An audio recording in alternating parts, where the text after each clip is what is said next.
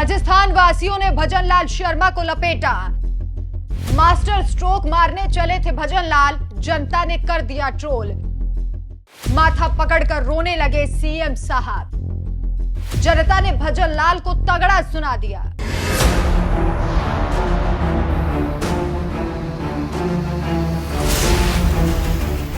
नमस्कार, मैं हूं आपके साथ राखी लांबा और आप देख रहे हैं न्यूज एक्सप्रेस।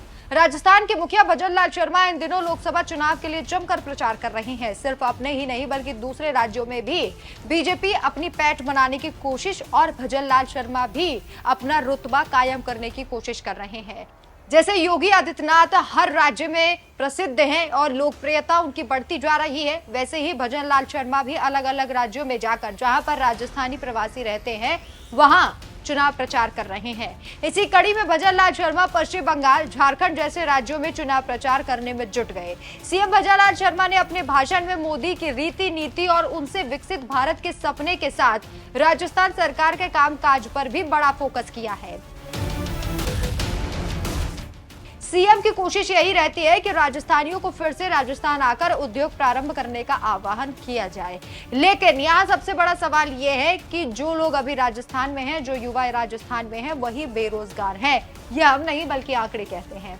इसी कड़ी में भजनलाल शर्मा जब तेलंगाना पहुंचे तो उन्होंने राजस्थान प्रवासियों के लिए बेहद बड़ा ऐलान तेलंगाना के सिकंदराबाद से किया। मुख्यमंत्री ने कहा कि कोई भी प्रवासी राजस्थान वापस अपने राज्य उद्योग प्रारंभ करना चाहे तो उसे किसी तरह की परेशानी नहीं होगी। लेकिन इस बात पर भजनलाल शर्मा ट्रोल होने लगे।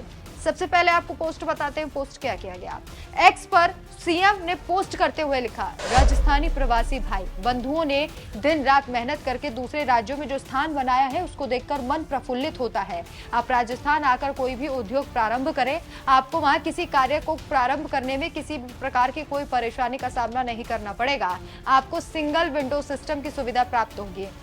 इसके अलावा उन्होंने एक और पोस्ट में कहा, माननीय प्रधानमंत्री श्री नरेंद्र मोदी जी के नेतृत्व में राजस्थान की सरकार 3 महीने में जो कार्य किया है उतना कार्य किसी भी सरकार ने नहीं किया। प्रवासी भाई बंधुओं को तीर्थ स्थलों पर दर्शन करने के लिए प्रोटोकॉल मिलेगा।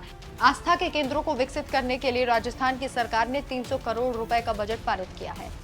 लेकिन सरकार की इस पोस्ट को लेकर फजीहत भी हो रही है क्योंकि भजनलाल शर्मा ट्रोल हो चुके हैं। बेरोजगारी की दर राजस्थान में क्या है ये सभी जानते हैं और भजनलाल शर्मा जो बाहर राजस्थान के प्रवासी रहते हैं उनको राजस्थान में इनवाइट कर रहे हैं कि यहाँ आकर उद्योग चलाएं। इस पोस्ट पर लोग कई तरह के कमेंट कर रहे हैं। समायरा जी नाम के एक यूजर ने लिखा, भगवान से डरो सर, इतना भी झूठ ना बोलो कि खुद का मन खुद को धिक्कारने लगे। रोजगार किसी को नहीं दिया है, युवाओं की सुनी नहीं, आप बस मोदी जी के प्रचार प्रसार करने वाले लगते हो और कुछ नहीं। इसी यूजर ने एक और अन्य पोस्ट में भजनलाल शर्मा की कलाई खोल कर रख दी। उन्होंने लिखा, राजस्थान में आपकी सरकार आने से पहले कम से कम काम तो हो रहे थे, अब वो भी बंद हो गए। युवा रोज परेशान हो रहे हैं अपने रिजल्ट के लिए, लेकिन मोदी जी का प्रचार करने से आपको फुर्सत ही नहीं। राकेश कुमार नाम के यूजर लिखते हैं, सर शिवाजी नगर बूंदी में मकानों के ऊपर से गुजर रही 300 kV लाइन कभी भी टूट जाती है। लगभग 10 से 15 मौतें हो चुकी हैं। आपकी सरकार को हमारी कोई चिंता नहीं है। हमने बहुत बार शिकायत भी की। प्रशासन ये कहकर भगा देता है कि पैसे लगते हैं हर चीज के। अगर आपको भी जनता से कोई मतलब नहीं तो मना कीजिए।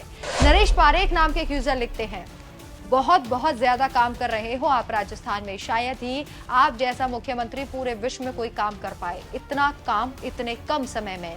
जैसा कि मैं आपको बताना चाहता हूं कि आप ऐसे ही इतना ज्यादा काम करते रहे तो कभी दोबारा सत्ता में नहीं आ पाओगे।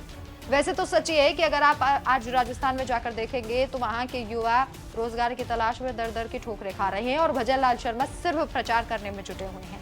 इस खबर पर आपकी क्या राय है हमें कमेंट करके जरूर बताएं। नमस्कार।